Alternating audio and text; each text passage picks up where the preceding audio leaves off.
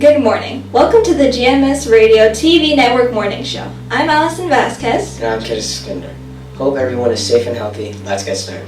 We want to congratulate all of our TAC students who have made our school the winner of the prestigious E-Gate Award. Greenbelt Middle School has the honor and the rating for the #1 STEM school in Maryland. We also want to congratulate our second quarter honor roll recipients. They deserve a shout out for their outstanding work for the second quarter. Go Bears! Facing senators' questions for the first time, Supreme Court nominee Ketanji Brown Jackson forcefully defended her record as a federal judge Tuesday, declaring she will rule from a position of neutrality, and she is confirmed as the first black woman on the High Court. Electric car manufacturer Tesla is opening its first European factory Tuesday on the outskirts of Berlin in an effort to challenge German automakers on their home turf. The company says its new Gigafactory will employ 12,000 people and produce 500,000 cars a year.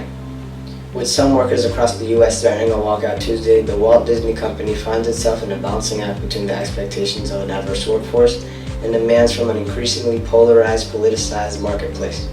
On the one side are LGBTQ advocates and Disney employees calling for a walkout in protest of CEO Bob Chapek's slow response and publicly criticizing Florida legislation that opponents dubbed as a Don't Say Gay bill. The legislation awaiting the governor's signature bars instruction on sexual orientation or gender identity in kindergarten through 3rd grade. Detroit schools aim to catch up, and then some, with U.S. aid for years. Layla Bullock moved to her own rhythm when it came to schoolwork. The switch to remote learning, if anything, brought a welcome break from fights in the hallways of the 15-year-old's Detroit school, but her grades still lagged.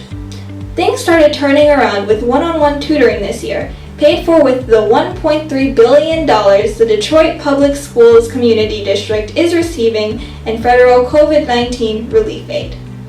At last, Layla is reading above her grade level and is on track to graduate on time, said her mother, Alicia Bullock. City of Miami Beach officials declared a state of emergency on Monday and an upcoming curfew, bidding to curb violent incidents at spring break that saw 5 people wounded in 2 separate shootings.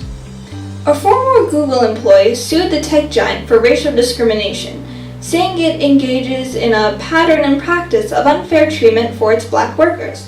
The suit claims that the company steered them into lower level and lower paid jobs and subjected them to a hostile work environment if they speak out.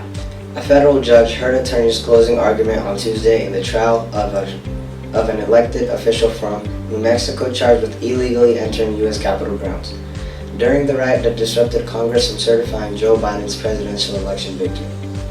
U.S. District Court Judge Trevor McFadden heard 1 day of testimony on Monday without a jury in the misdemeanor case against Otero County Commissioner Coy Griffin, a 48-year-old former rodeo rider who helped found a group called the Cowboys for Trump. It wasn't immediately clear whether the judge will hand down a verdict from the bench on Tuesday or issue a written decision later. State police have opened a driving under the influence investigation following the deaths of 2 Pennsylvania troopers and a civilian struck by a vehicle on an interstate in Philadelphia early Monday, state police said. Trooper Martin F. Mack III and Trooper Brandon T. Siska were dispatched after a man was reported walking in the southbound lane of I-95 near the sports stadium in South Philadelphia, Captain James Kemp said. The troopers arrived around 12:45 a.m. Monday and were trying to take the man into custody and walk him back to their vehicle when another vehicle, traveling at a high rate of speed, struck all 3, Kemp said. First but not last, black girls see themselves in court pig. In 2013, she watched President Barack Obama's second inauguration. 7-year-old Veronica Bofa decided she just wanted to be just like him. She would go to Harvard and one day be president too. 9 years later, the memories are fuzzy, but she remembers everyone around her pointing to Barack and Michelle Obama as the power couple of the moment, and how few black leaders, especially black women, she learned about in school. Well, all good things must come to an end.